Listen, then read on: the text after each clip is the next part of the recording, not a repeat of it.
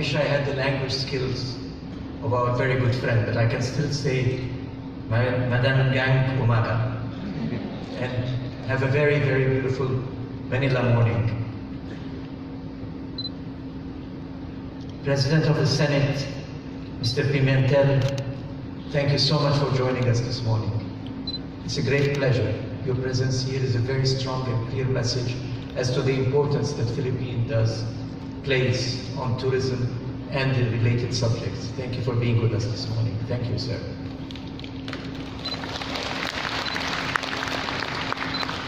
My dear friend, Minister Wanda, and I like to call you just Wanda, just to break through the formalities. Thank you so much. Your energy is overwhelming. Your hospitality has been wonderful. You and your team have done a great thing, a great job in welcoming all of us. You can see the energy in this room. You can see the smiles. You can see the feelings of comfort. Thank you so much. It's been great to get to know you. The short period of time that you have assumed your responsibility, you've done a great job under very challenging circumstances. Thank you so much, Minister.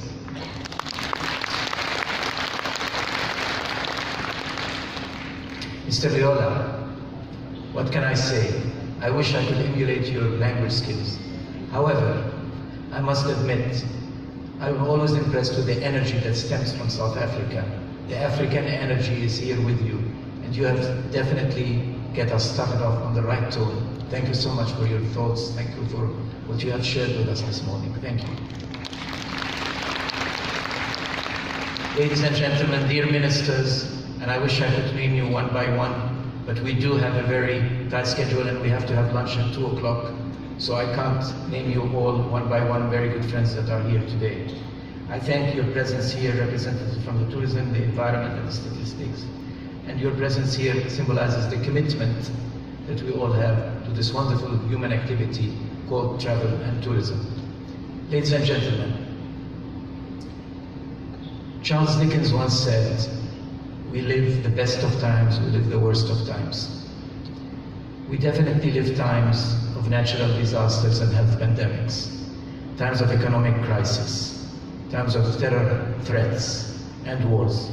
And by God, we have seen much of those. This part of the world has been also experiencing much of that. Times of persistent inequality, times of menace of climate change, and much, much more. All what you need to do is listen to the news every morning, and you probably would feel that the world is falling apart. But despite of these complex interlinking challenges, despite of isolationist acts against the freedom of travel and movement, against many other freedoms, I want to suggest very boldly that we do, like Charles Dickens says, live in the best of times. It's a beautiful world, ladies and gentlemen. Just landing last night by the airplane here in Manila, looking around, many thoughts came to my mind. How beautiful, energetic this country is and the people of this country. Waking up in the morning and seeing the people going to work. I had to wake up at 6 o'clock in the morning because of the difference in time between here and Europe. I was thinking in my mind, this is a blessed place. People are up and working. They're up and working when the rest of the world is still sleeping. This is a very special country. This is a very special place. I want to suggest that we definitely live the best of times. First, we are indeed more connected, more informed, and therefore we care more about each other. At the tip of our fingers, if we reach out to our mobiles that we cannot be separated from, you're receiving news every morning, every minute, every spot, as it happens. This may disturb you, but just think about it. It gets you more involved. We know more about each other. We care more about each other. We're a better international global community. In the past, much has happened. We never heard about it. We didn't care about it. Caring is important. We're more compassionate, more understanding, and therefore we're more one global community. Secondly, because billions of people traveling the world today belong to a group of believers. We're a tribe called the Tribe of Travelers, believing in the beauty of this world, the beauty and strength of our diversity, the beauty of our diversity, our right as human beings to enjoy this beauty and this diversity.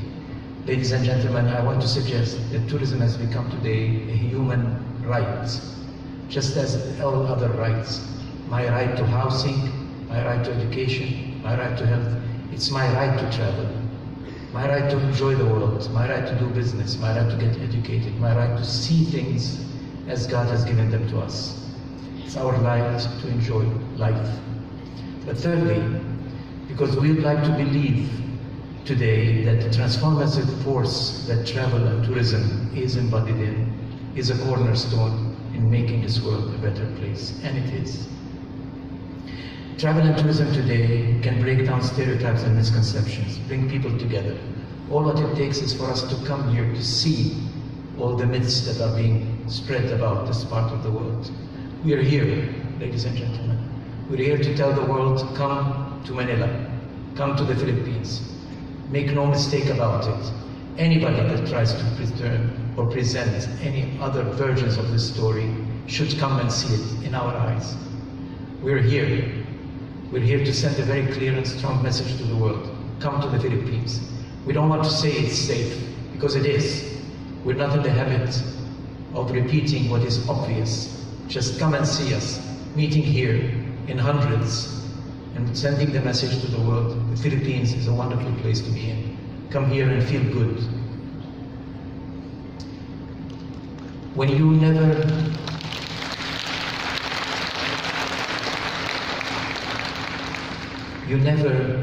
have feelings of hate, resentment, or any kind of negative feelings to people that you have visited. Tourism and travel breaks all the stereotypes and creates a completely new way of feeling and thinking. You can never have negative feelings to people that you have shared food with, shared their music, shared their stories, and shared their dreams. But in addition to all of this, tourism is a wonderful human activity, providing 1 out of 10 jobs all over the world. Every job in tourism creates 1.4 jobs other down the value stream. It's a powerful and a very effective socio-economic transformative force. Tourism generates jobs for local communities, jobs where people live. You don't have to move to get your job. And it's a non-transferable job. It's a job that's connected to the place and to the people. It keeps people from migrating for work, a challenge that we have to face in today's world. Tourism also brings much needed resources that go into protecting and restoring our monuments and our natural areas worldwide. I always like to remember that whenever you visit a place that has been historically important, just think the resources that are needed to protect this place could not have ever been utilized or come up with without the power that tourism brings into them.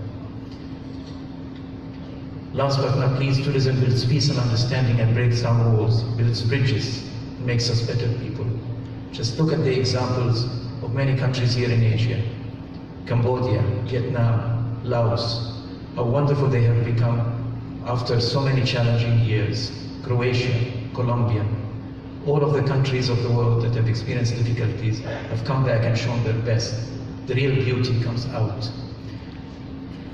My dear friends, all of these important contributions and more build contributions to a more sustainable world.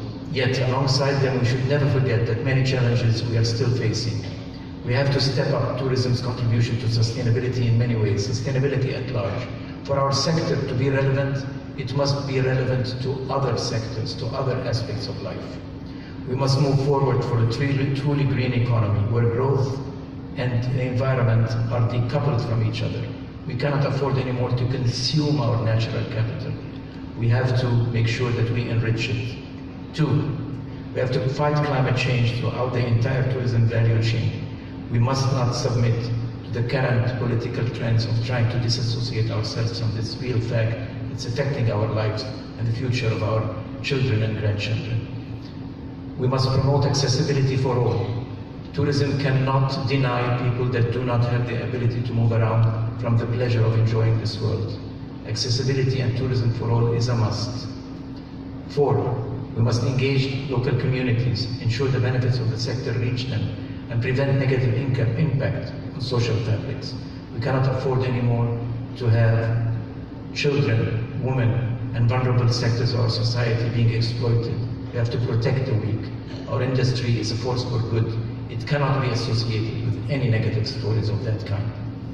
We also have to make sure that whatever is spent in the country stays in the country, prevent leakages, make sure that the benefits stay here and are spread equally and very fairly amongst people. But to do all this, we have to measure our impact so we can properly manage them. It has been correctly said that we cannot measure. If we cannot measure, we cannot manage. We have to measure accurately and regularly. We need to measure our impact. If we have any hope of reducing carbon emission, we have to know exactly what we're doing. Improve our heritage sites and tourism attractions and manage them the right way. We need to measure the impact of the numbers and the people and who they are on the site. Getting the right infrastructure and carrying the right capacity are decisions that cannot be made without the right data. We have to curb the negative impact on society that we must accept our sector to have. If we don't do this together, we cannot ensure that tourism is a force for good, and indeed a tool for a better place and a better world. My dear friends, in 1980, Manila hosted the foremost meeting that came up with the Manila Declaration, 37 years ago. Today, it's another milestone. Manila is leading the way today, and this important meeting can be a true milestone for the development of our sector. A landmark moment if we're all committed for a new framework to measure sustainable tourism, a framework supported by the United Nations system, as you have just heard. We're part of the UN family, we're part of the local community. A framework for meaningful and feasible indicators of making tourism a real agent for change, a real contributor to the Sustainable Development Goals, a roadmap for 2030. We have had several conferences leading to a breakthrough in tourism and statistics. Nice, Bali, and now crowning it in Manila. It is truly crowning, Secretary. In this International Year of Sustainable Tourism, this very important year that was declared by the United Nations General Assembly as a year for sustainable tourism for development, is an opportunity for us to showcase the importance and the ability of our sector to move this world and make it a better world. As a matter of fact, in 2015, the United Nations General Assembly accomplished 3 very important milestones. One, in September 2015, we approved the 17 Sustainable Development Goals. 193 countries together came to represent the international will in approving a roadmap for 2030. In December of 2015, we also came up with the Paris Agreement, a very important milestone. And thirdly, we dedicated 2017 as the International Year for Sustainable Tourism. It is a unique opportunity for us to come together to promote the contributions of travel as a grand 21st century human activity to achieve the Universal Sustainable Development Goals, all 17 of them. One final thought, my dear friends. In my 3rd visit to your beautiful country, Philippines is a place where you feel good when you're here. We don't go to places that you don't respect. You don't go to places where you don't feel good about it. You have to respect the people, the society, the environment, the culture, the system. When we're here, we feel good about being here because we respect the place. If you respect the place, this respect transforms itself to you. You dig into the reserve of self-respect that needs to be uncovered in your body. The delicious cuisine, the tranquil seaport restaurants, the spectacular creatures, both on sea and on land. All 7,041 islands are welcoming us here. When I think of the Philippines, I think of the bottom of our earth, the soul of our existence, coming up and pushing itself up to the surface of the sea. These rocks that found their way to surface and show the beauty of our inner soul, inner earth. And then they cover themselves with a green carpet, the green blanket. It's a beautiful thing to see how this landscape has formed itself throughout history and throughout time. We're here to discover the inner soul of ourselves, where sunset and heartbreakingly beautiful scenes are dominant, where people greet you warmly with smiles. There's nothing more beautiful than the smile of a Filipino.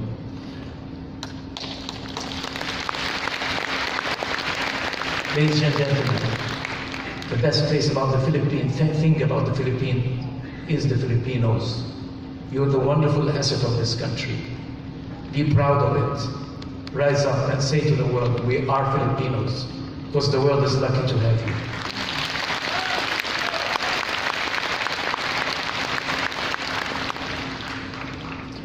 You haven't lived, you haven't experienced the Philippines, you haven't finished your journey of life. You cannot go about your journey of life if you don't visit this beautiful country once in a lifetime at least. Ladies and gentlemen, thank you so much.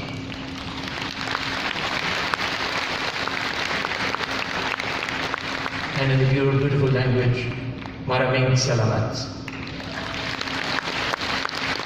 I'd like to share with you a 1-minute video on how to respect places that you visit.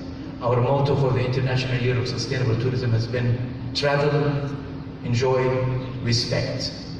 Respect the Philippines, it deserves you. Thank you so much. Thank you very much, His Excellency Rifai.